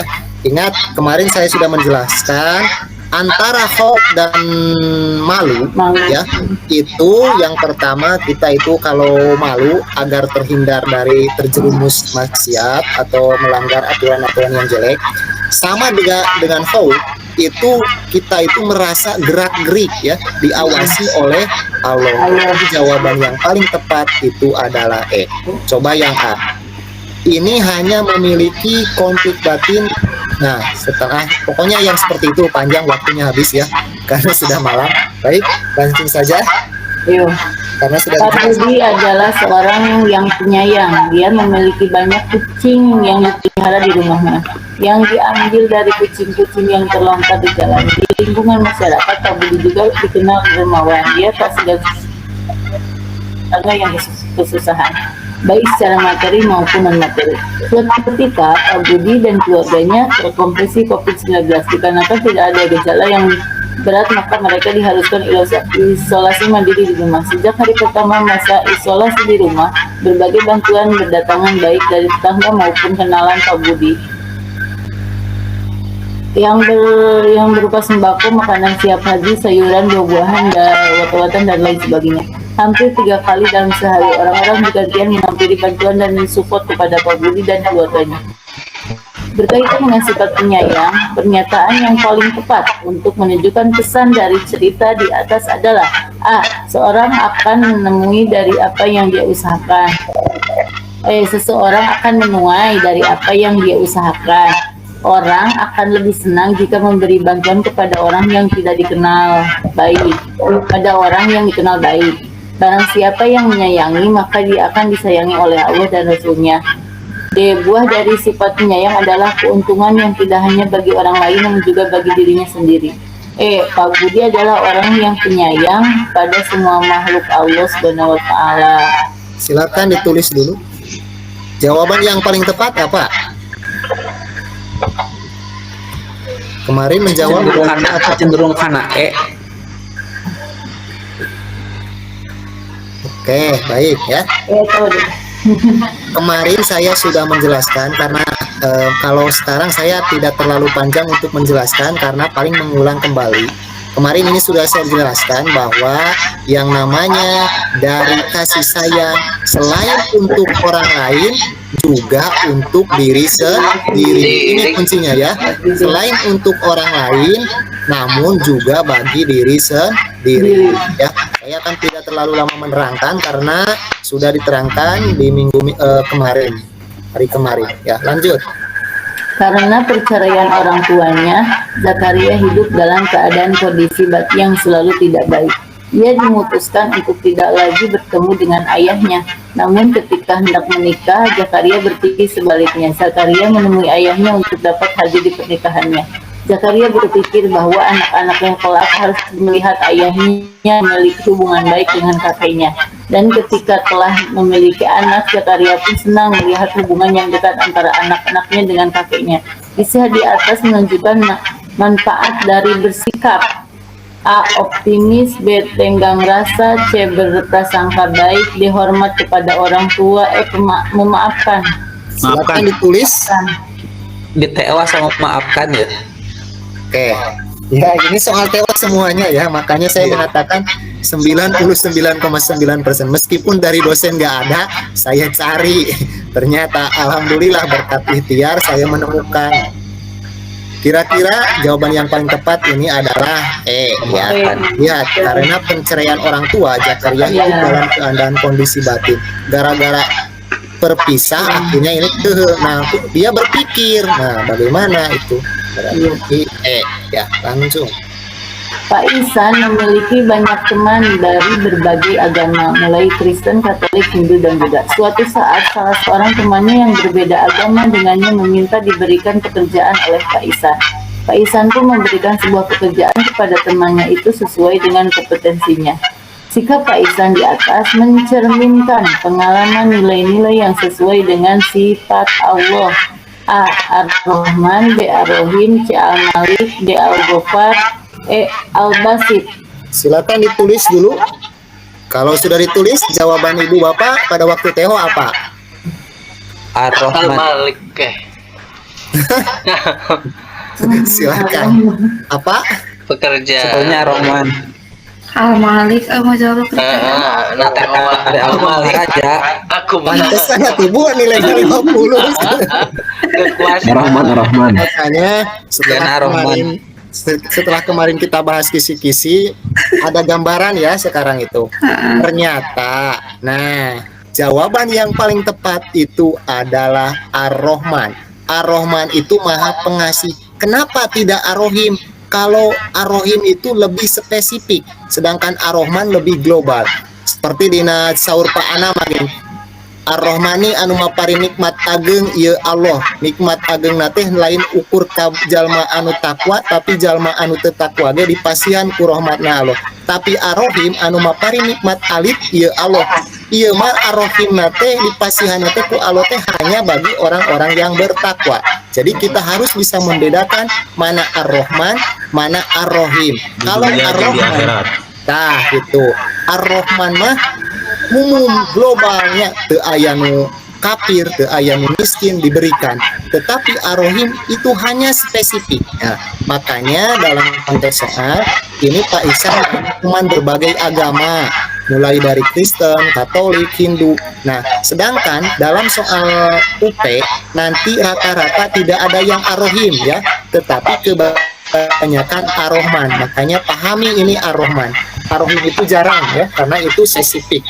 Lanjut, bisa dipahami? Oke. Oke. Oke, Pak. Pak Ahmad adalah seorang kepala sekolah. Suatu hari ada salah satu guru yang membutuhkan pertolongan beliau. Dengan senang hati Pak Ahmad membantunya. Pada hari yang lain tiba-tiba sekolah mengalami masalah yang cukup pelik. Sebagai kepala sekolah, Pak Ahmad berusaha mencari jalan keluar mengatasi masalah yang sedang terjadi. Walaupun badan lelah, kurang istirahat, dan masalah yang dihadapi tidak kunjung usai, Pak Ahmad tidak pernah mengeluh dan berputus asa. Pak Ahmad menjalankan tugasnya dengan ikhlas dan sepenuh hati. Perilaku Pak Ahmad seperti di atas menunjukkan perilaku nilai-nilai Asmaul Husna, A. Ar-Rahman, B. Al-Malik, C. Al-Ghafar, D. Ar-Rahim, E. Al-Qudus. Tulis dulu. Nah, kira-kira jawaban Bapak Ibu apa yang di TO? Nah, ya nama Kalau kemarin di TO apa? Al-Malik. Al-Ghafar, Al-Ghafar. Oke, baik ya. Ternyata sekarang kita sudah ada gambaran karena sudah dibedah pada kemarin ya. Ingat kata kuncinya di sini. Pak Ahmad itu seorang kepala sekolah, berarti maharaja ya, maha menguasai. Suatu hari ada seorang guru membutuhkan pertolongan, beliau dengan Oke, Krio. Mana Pak Uyan? Di aku mati lampu. pengasih Al-Qudus Maha Suci ya. Betul? Ada yang salah karena saya tidak masan tren. Jadi naon jawaban Malik? Iya Bu, Al-Malik. Kenapa Al-Malik? Dia seorang kepala Pemimpin, sekolah. meren, raja. Pemimpin. Gitu. Lanjut ya. Yuk, 56. Pada suatu hari yang cerah dilaksanakan acara pengajian Maulid Nabi Muhammad SAW dengan pembicaraan seorang kiai yang tersohor yang akrab disapa Mbah Soleh. Aduh. Di luar prediksi panitia saat hujan langsung tiba-tiba awan mulai gelap. Yang tak lama kemudian hujan turun dengan lebat sehingga membuat para jamaah siap-siap anak.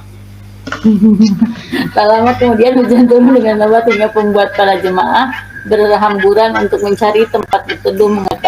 Mengetahui hal tersebut, kemudian Mbah Soleh mengajak para jemaah untuk mengaminkan doa yang dibacanya. Ketika itu juga hujan yang tadinya sangat lebat pelan-pelan reda dan berhenti tidak lama setelah Mbah Soleh selesai berdoa. Peristiwa yang seperti diuraikan pada kisah di atas dapat diidentifikasikan sebagai A. Mujizat, B. Maunah, C. Irhas, D. Karomah, E. Sihir. Tulis dulu ya. Oke. Apa jawabannya? Mauna. Ya, Antara baik. apa? Saya ingatkan kembali. Kalau mukjizat itu kepada para Rasul. nabi, rasul, ya. Kalau maunah itu kepada orang yang soleh. Meskipun ini namanya soleh, kita jangan terkecoh ya.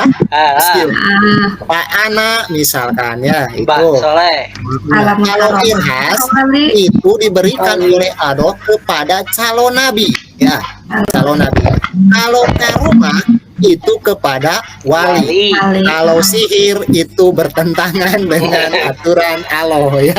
Itu Kalau sihir ke Pak Asina. Diberikan kepada Pak Ana. Nah, lanjut ya. Silakan. Loh, Jadi mau. Pak Ana siap-siap. Sihir telah ada pada budaya masyarakat zaman lampau. Praktek sihir pun pernah melekat pada masa Arab jahiliyah. Para tukang sihir masih ditemukan bahkan saat kenabian Rasulullah pun juga pernah diserang tukang sihir. Dalam hadis riwayat Imam Ahmad disebutkan, Zaid bin Arqam pernah mengasakan jika seorang lelaki Yahudi penyihir Nabi Muhammad SAW.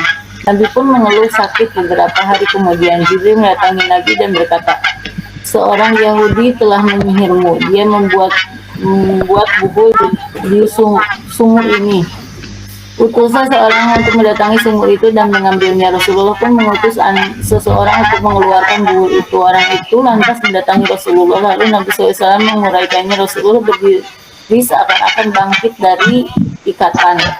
Beliau tidak menyebutkannya kepada orang Yahudi itu, tidak pula melihatnya sampai Nabi meninggal dunia. Oleh karena itu, Islam melarang umat mempraktikkan sihir. Dalam pandangan Islam, orang yang mempraktikkan sihir termasuk syirik karena A. Orang yang melakukan sihir itu mendapat dosa besar. B. Sihir itu dapat membahayakan orang lain, membuat orang terkena sihir dapat sakit badannya bahkan sampai meninggal dunia. C. Orang yang melakukan sihir itu menyalahi syariat Islam. D. Sihir itu merupakan sebuah tipuan pandangan mata. E. Orang yang melakukan sihir mengaku mengetahui perkara yang gaib. Silakan ditulis terlebih dahulu. Setelah itu apa jawaban di TO kemarin? C. Ternyata setelah kita bahas kemarin, yaitu jawaban yang paling tepat adalah sihir itu dapat membahayakan orang lain, membuat orang tertekan, sihir dapat sakit bahkan sampai meninggal dunia. Nah, setelah kita bahas kan mudah sekarang. Iya. Banyak manfaatnya. Silakan. Yuk, 58. Perhatikan pertanyaan di bawah ini. 1. Banyak orang yang berlomba-lomba meninggikan bangunan. 2. Banyak wanita yang memakai pakaian tetapi tidak menutup aurat. 3. Di masyarakat banyak terjadi kasus pembunuhan. 4. Datangnya Dajjal. 5. Sering terjadi bencana alam seperti banjir, gempa bumi, dan tanah longsor. 6. Semakin maraknya praktek riba di masyarakat. 7. Munculnya matahari dari arah matahari terbenam. 8. Turunnya Nabi Isa ke bumi.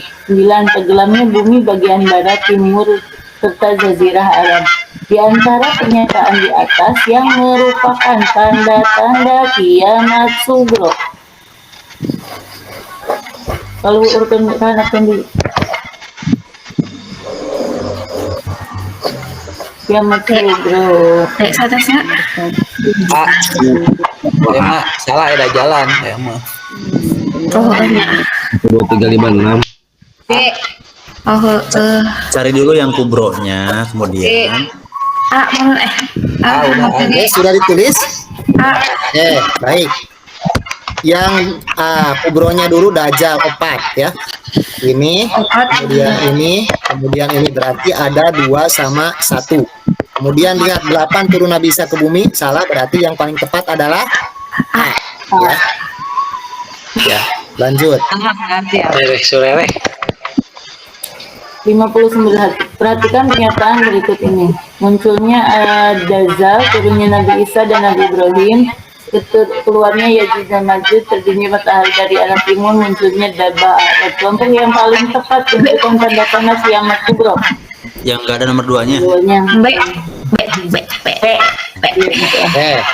Coret, dicoret ada B dan D ya, B dan D. Coba lihat yang D, ya, turunnya keluar terbitnya matahari ya dari arah timur, betul kan? Berarti yang tepat adalah A. Ya. Semakin kita berlatih semakin pula. Meren B. B, yang tepatnya B. Iya, B Dajjal, kemudian 3 ya, kemudian 5. 60. Seorang mahasiswi di sebuah perguruan tinggi di Yogyakarta akan menjadi pengikut wisuda periode Agustus 2019. Segala macam keperluan wisuda telah ia persiapkan dengan matang, mulai dari atribut wisuda, studio untuk berfoto dan acara tasyakuran. Keesokan harinya ketika ia hendak menyeberang jalan menuju gedung tempat diselenggarakannya wisuda, tiba-tiba sebuah mobil melaju dengan kencang dengan menabrak mahasiswa tersebut hingga tewas. Pelajaran yang dapat kita ambil dari kisah tersebut adalah manusia hanya bisa berencana tapi Allah yang berkehendak. B. Kejadian tersebut merupakan takdir mu'allaq Allah. C. Hidup harus selalu kita pasrahkan kepada Allah sebagai pengatur kehidupan. D. Maut merupakan takdir mubrom Allah yang tidak dapat dirubah oleh manusia. E. Kita harus selalu bersikap ikhlas dalam menerima takdir Allah. Silakan ditulis. Jawabannya apa? D. Ya. Kemarin saya sudah jelaskan takdir mubrom itu takdir yang tidak bisa diubah ya. Berarti jawabannya D ya. Lanjut. 61. Nasihat ini selalu diajarkan Pak Ahmad kepada anak-anaknya agar seorang menjadi pandai, sehat, dan hidup makmur, maka harus berusaha meraihnya. Bukan hanya pasrah menanggung nasib saja. Mungkin seseorang menjadi pandai kalau malas belajar, tidak mungkin seorang menjadi sehat kalau tidak mengkonsumsi makanan sehat dan berolahraga. Tidak mungkin seorang menjadi kaya kalau malas bekerja. Namun 3 hal tersebut belum menjadi hal mutlak karena adanya kehendak Allah yang Maha Kuasa. Jadi, meskipun Allah telah menunjukkan segalanya, manusia tetap harus berusaha mengubah nasibnya. Nasihat Pak Ahmad kepada anak-anak tersebut berdasarkan pada keyakinan akan adanya A. Ketentuan nasib, B. Takdir mubrom, C. Kodo, D. Qadar, E. Takdir mu'allaq. Silakan ditulis. Sudah, apa jawabannya? Ya, karena sudah dibahas. Ingat, sekali lagi saya penguat, takdir mubrom itu merupakan takdir yang tidak bisa diubah oleh Allah, sedangkan takdir mu'allaq itu takdir yang bisa diubah dengan usaha atau Dan doa. ya. Termasuk orangnya ayana itu ya. Kan sudah ada gambaran ya, sekarang pasti ada mengetahui ya. Silakan. Oke, 62. Allah Subhanahu wa taala berfirman, siapa saja yang diberikan petunjuk oleh Allah, maka ia adalah pihak yang mendapat petunjuk. Dan siapa saja yang disesatkannya, maka kalian tidak akan mendapatkan seseorang pemimpin pun yang dapat memberi petunjuk kepadanya. Quran surat Al-Kahfi ayat 17. Allah Subhanahu wa taala memberi manusia anugerah berupa akal, pikiran, dan kehendak. Selain itu, Allah Subhanahu wa taala juga memberi 2 petunjuk. Ada yang baik dan ada pula yang buruk. Kemanapun dia dikehendak pergi, akan ia membelinya dari salah satu di antara kedua petunjuk itu. Sikap hidup yang seharusnya dimiliki seseorang untuk menyikapi ayat di atas adalah A. Harus suka mendengarkan nasihat-nasihat yang baik atau membaca buku-buku agama dan terus berdoa kepada Allah hingga ia hidupnya lebih terarah. B. Pak Boy menjalani hidup secara mengalir apa adanya karena ia yakin bahwa segala sesuatu yang terjadi di dunia ini sudah takdir Allah. Bu Jamila tidak dapat menerima kenyataan bahwa cucu kesayangannya lebih dulu meninggal daripada dirinya yang sudah tua. Pak Sugeng berusaha sekeras mungkin agar usaha yang dirintisnya sejak remaja berhasil. Ibu Nikmah melahirkan seorang bayi perempuan meskipun dia berharap dia melahirkan bayi laki-laki. Silakan tulis dulu. Jawaban Bapak Ibu pada waktu itu apa? Jawab A. Mau jawab A. Baik ya. Jawaban yang paling tepat adalah A. Kita harus tahu kenapa A. Lihat konteks soal. Siapa saja diberi petunjuk oleh Allah maka ia adalah pilihan yang mendapat petunjuk dan siapa yang disesatkan. Berarti ada dua ya, ada dua. Mendapat petunjuk dan siapa saja yang disesatkannya, maka kalian tidak akan mendapatkan seorang pemimpin yang dapat memberi petunjuk. Nah, di sini ada dua. Silahkan mana yang bagusnya itu.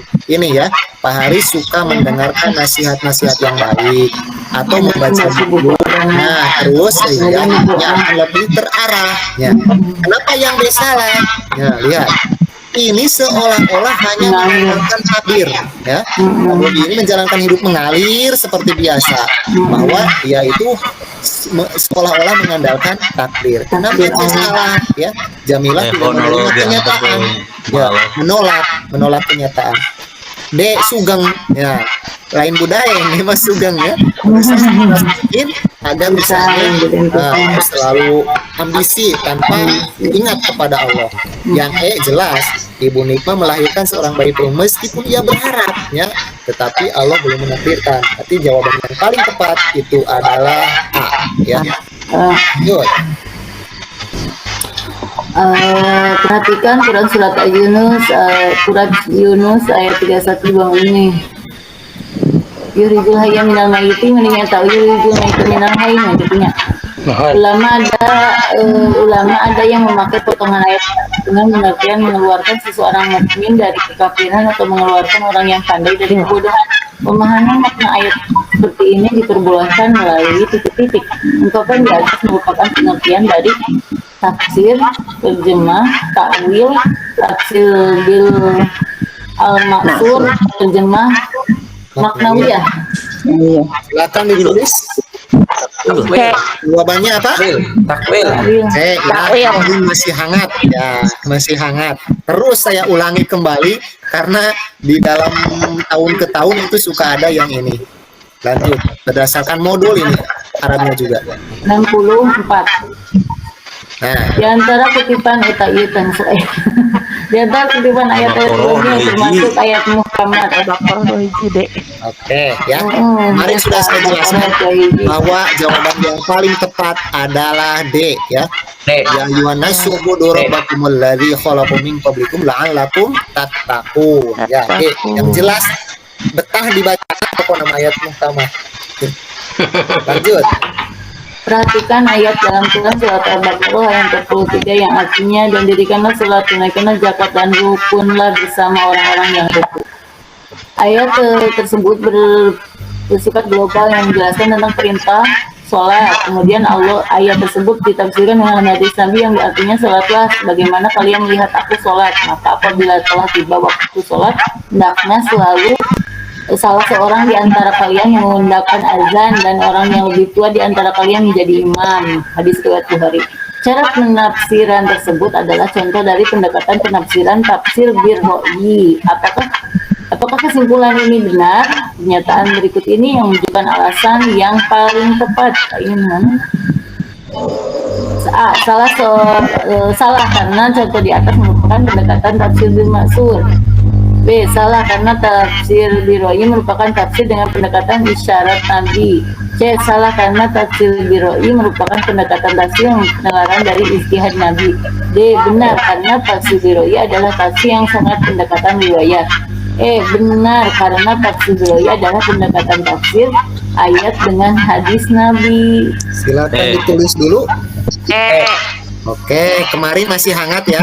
Sudah dijelaskan bahwa Al-Quran kemudian dituturkan dengan hadis Nabi. Berarti di sini benar karena tafsir Al-Ghayu adalah pendekatan tafsir ayat dengan hadis Nabi. Lanjut. 66. Kegiatan penafsiran Al-Quran dilakukan guna menjelaskan maksud dan kandungan dari Al-Quran. Dibutuhkan metode dalam penjelasan ayat-ayat yang ditafsir. Terdapat beberapa macam metode penafsiran dilakukan oleh para mufassirin, yaitu metode penafsiran tahlili, metode tafsir ijmali, metode penafsir muqarron, dan metode penafsiran maudhu'i. Dua di antara keempat metode tersebut, metode penafsiran yang dilakukan dengan cara menjelaskan makna secara global dan menjelaskan makna berdasarkan tema-tema tertentu adalah A. Tahlili dan ijmali, B. Tahlili dan muqarron, C. Ijmali dan maudhu'i, D. Ijmali dan muqarron, E. Tahlili dan maudhu'i. Global ijmalinya global tanya. C. Ya. Kalau sudah, nah, lihat tahlili itu memperinci ya, ijmali global, tahlili memperinci, mukoron apa? Secara apa? Ayat dan modulnya. Lihat yang ditanyakan ini adalah global dan bertema-tema. Kalau global itu ijmali, kalau tema-tema itu mau dui. Awas, ingat ya, global dan bertema-tema itu mau dui. Kalau terperinci itu tahlili. Lanjut. 67. Perhatikan ragam kitab tafsir berikut ini. 1. Kitab tafsir Jalalain karya Jalaluddin Nasyuti dan Jalaluddin bin Al-Mahalli. 2. Kitab Al-Bayan fil Aqsam Al-Quran karya Ibnu Al-Qayyimiyah Al-Zawjiyah. 3. Kitab tafsir Al-Muqarrar dan Al-Azim oleh Muhammad Farid Wajid. 4. Kitab Majaz Al-Quran karangan Abu Ubaidil bin Abdul Muti. Kitab Mufarrad Al-Quran oleh Ar-Rafiq Al-Sifiyah. Jenis tafsir maudu'i ditunjukkan oleh nomor. 3. Jenis tafsir maudu'i 1, 2, 3, 1, 2, 4, 1, 2, 5, 2, 4, 5, 3, 4, 5. Jawabannya tepat mana? Bukan hilap deh. Asa C kamar rimanya. Asa C. 1, 2, 5. D. Ingat Bu ya, ini ada yang pertama adalah kitab Al-Bayan, kemudian kitab Majaz, kemudian kitab Mufrodah. Awas, Al-Bayan, Majaz, dan Mufrodah berarti D ya. Ingat, saya kemarin sudah menemukan jawaban yang paling tepat, bahkan di share. Jadi jawaban yang tepat itu ini Al-Bayan, Majaz, dan Mufrodah. Kalau tafsir ini enggak ya, tidak termasuk 1 dan 3. Bisa dipahami, ingat saja itu fungsinya. Berarti Bayan, Majaz, dan Mufrodah. Lanjut. Nomor 68 ya. Perhatikan contoh interaksi muslim dengan non-muslim. Muslim menerima berbagai pandangan dan pendirian Yosef yang beraneka ragam meskipun tidak sependapat. Yosef menghargai pendirian, pendapat, kepercayaan, kebiasaan melakukan orang muslim yang lain atau yang bertentangan dengan pendiriannya sendiri. Yosef tidak menghargai pendirian, pendapat, kepercayaan, kebiasaan, kelakuan muslim yang lain atau yang bertentangan dengan pendirian sendiri. Muslim tidak menghargai pendirian dan pendapat, kepercayaan, kebiasaan, kelakuan Yosef yang lain atau yang bertentangan dengan pendirian sendiri. Tindakan yang tidak tepat dalam toleransi ditunjukkan oleh nomor berapa? Silakan ditulis. Kalau sudah ditulis, yang tidak tepatnya itu adalah A ya. Yosef tidak menghargai pendirian, kemudian Muslim tidak menghargai pendirian. Nanti kalau kita sering membaca, sering berlatih, gak usah dibaca soal, lihat saja. Tidak yang tidak tepatnya. 69.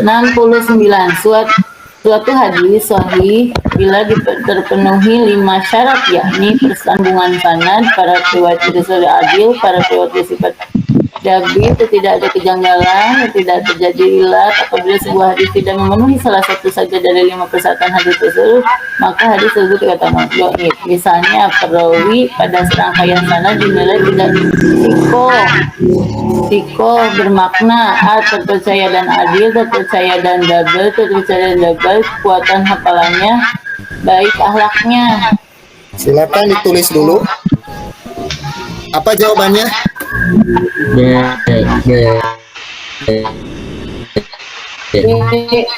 Kuat hafalan. Mari sudah saya jelaskan bahwa psikobaik yang baik komplit ya, yang terpercaya dan dobit ya. Ada 3, ada dia yang ini terpercaya, adil, dan dobit yang lengkap ya. Ingat, kata psikop ini yang lengkap, yang komplit, yang bagus. Sudah dijelaskan pada kemarin. Lanjut. Salah satu hadis Nabi yang mencakup populer tentang kewajiban mencari ilmu adalah hadis yang diriwayatkan oleh Ibnu Majah yang artinya Hisham Ibnu Ammar telah bercerita kepadaku, diceritakan dari Hafsah Ibnu Sulaiman dari Kasir. Kemudian Rasulullah bersabda, mencari ilmu itu wajib atas setiap orang muslim. Hadis riwayat Ibnu Majah.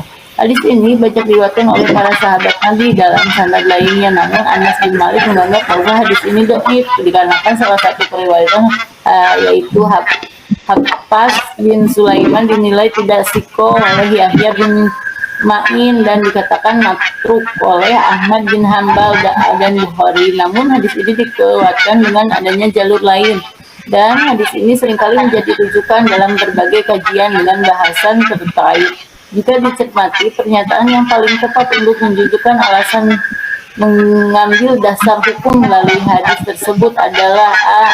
Secara matan, hadis ini mewakili penjelasan dari apa yang berkaitan dengan ilmu. B. Tidak masalah untuk menganggap hadis ini sebagai dalil karena sandarannya semua adalah Rasulullah.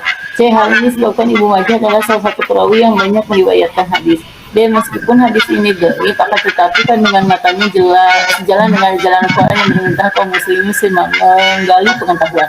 E. Hal ini dikarenakan perintah mencari ilmu adalah perkara yang utama. D. Ya. Kemarin sudah disebutkan ya, bahwa ingat kalau di sininya doib berarti ini tentang berkaitan hadisnya doib. Jadi jawabannya itu adalah doib. Akan tetapi, dengan matanya sejalan dengan ajaran Al-Quran yang memerintahkan kaum muslimin menggali pengetahuan. Jadi kata kunci yang paling cepat adalah ini masalah kata hadis doib. Cari di sini yang ada doibnya, kan ada di satu. Kemudian lihat ke sininya, sejalan nggak dengan Al-Quran, dengan matanya. Itu lanjut. Perhatikan hadis yang diriwayatkan oleh mencari ilmu ya. Dirikan mencari ilmu.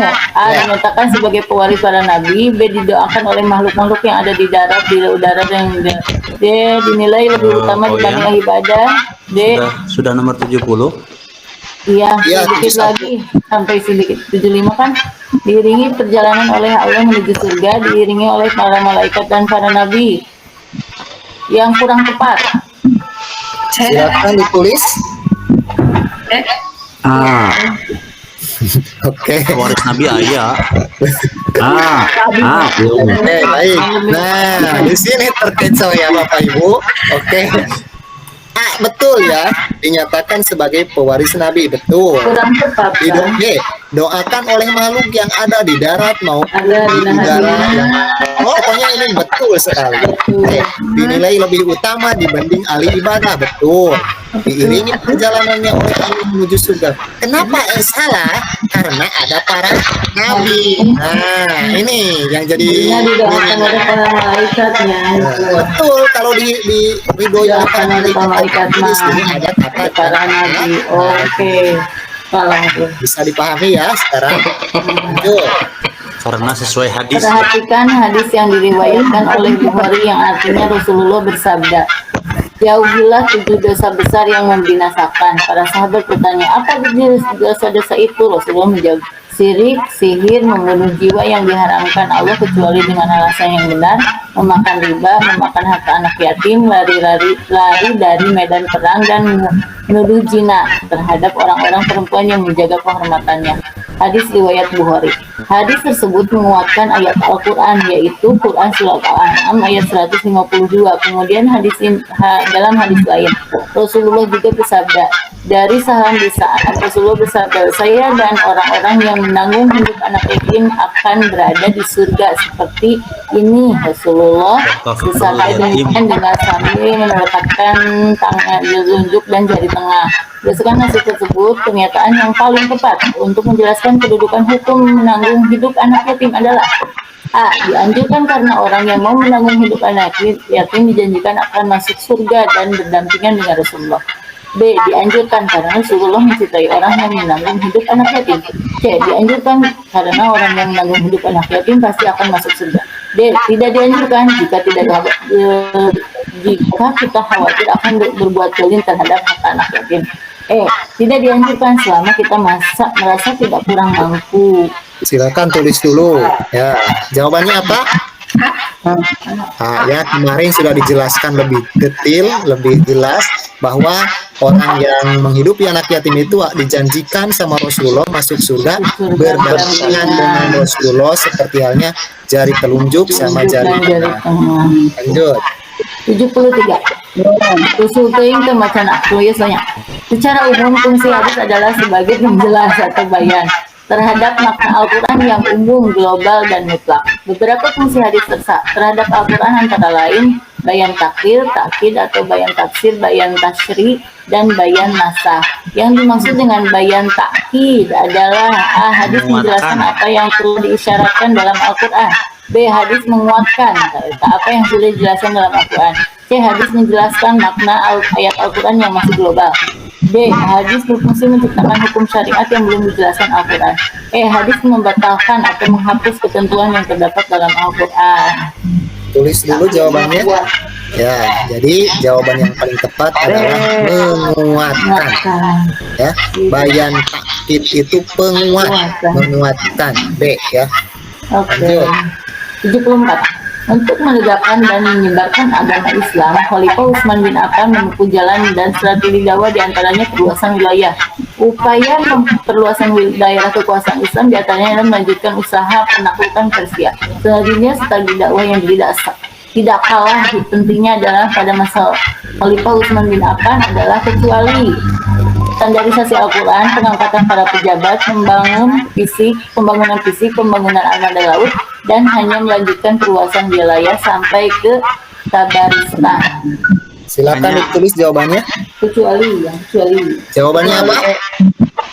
Ya, kemarin sudah dijelaskan ini. Masa sudah lupa ya? Tabaristan.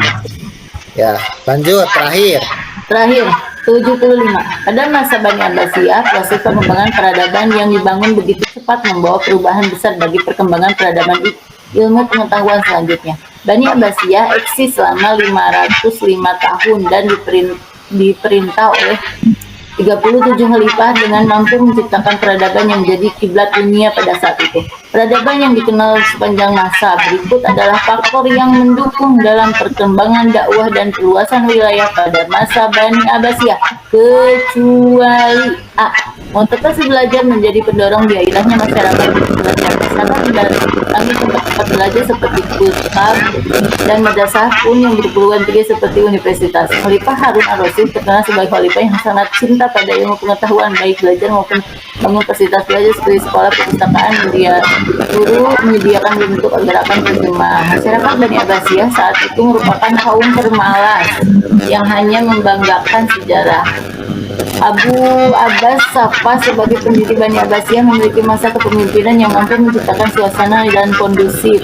Abbasiyah yang steril dari keturunan Bani Umayyah sebagai lawan politik yang baru dikalahkan dan dikuasainya. Ekspansi kekuasaan yang menunjukkan pada pemerintahan sistem dinasti membuat Bani Abbasiyah kuat dan bertahan dalam peperangan perluasan wilayah. Jawabannya apa? Silakan tulis. Apa? C ya. Kemarin masih hangat. Masyarakat Bani Abbasiyah saat itu merupakan kaum pemalas. Yang ditanyakannya itu. Terima kasih, semoga bermanfaat. Gimana kira-kira sudah ada gambaran? Pak Uyan. Ya. Halo Pak. Ya, gimana Bu? Boleh diminta penjelasannya yang di nomor 71 Pak, karena di situ selalu ragu saya. Oh, baik Bu, terima kasih.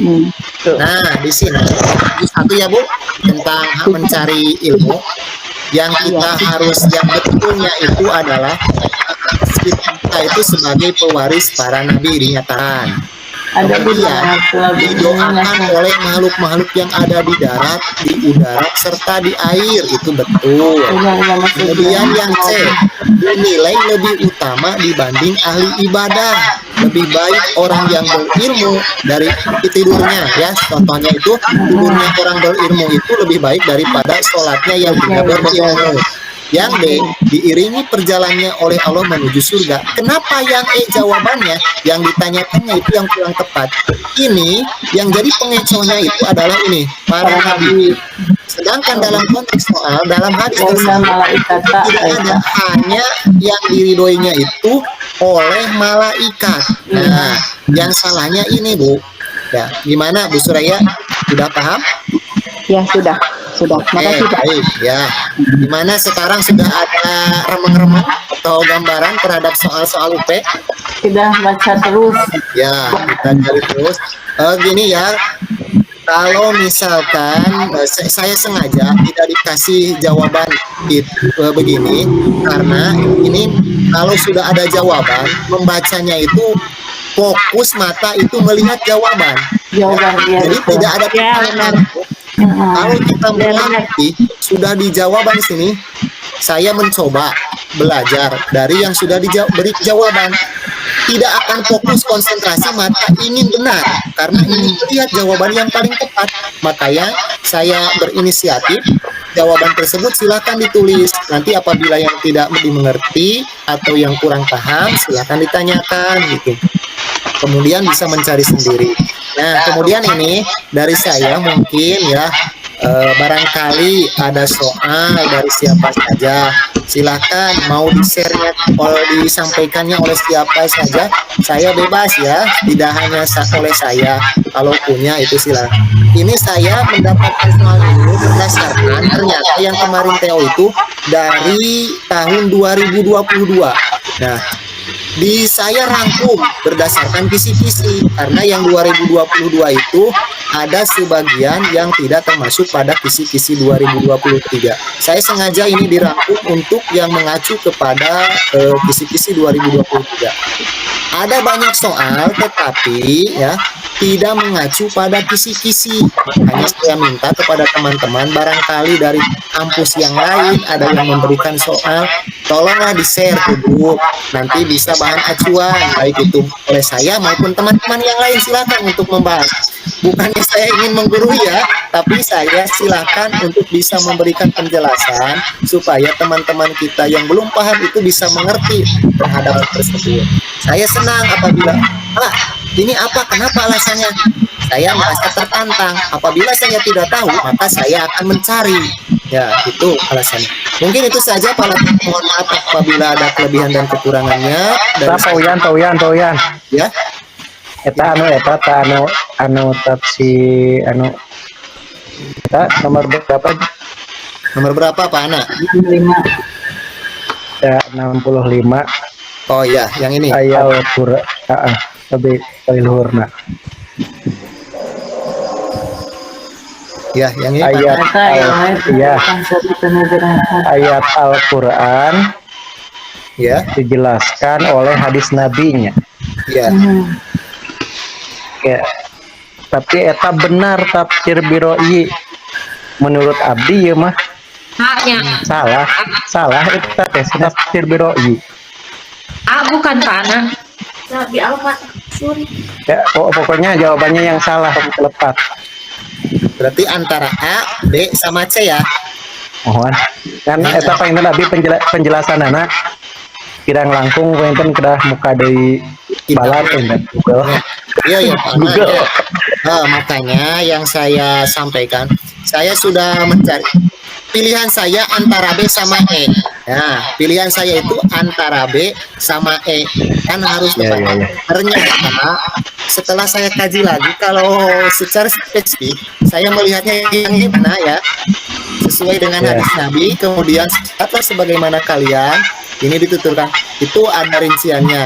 Nah, jawaban dari saya itu adalah B sama E. Kenapa saya menitik beratkan kepada E? Kalau saya itu kan ada hadis Nabi, kemudian makanya kalau bisa ya dari teman-teman yang lain, coba kalau ada yang keraguan ditanyakan. Barangkali soal itu pasti sama persis seperti ini kan bingung, bayangkan 5 nomor jadi 5 poin ya. Silakan untuk dicari. Kalau saya ini antara B dan E, tapi kalau saya cenderungnya ke D ya. Tapi lihat D Pak, benar, karena tafsir biroi adalah tafsir yang pendekatan riwayat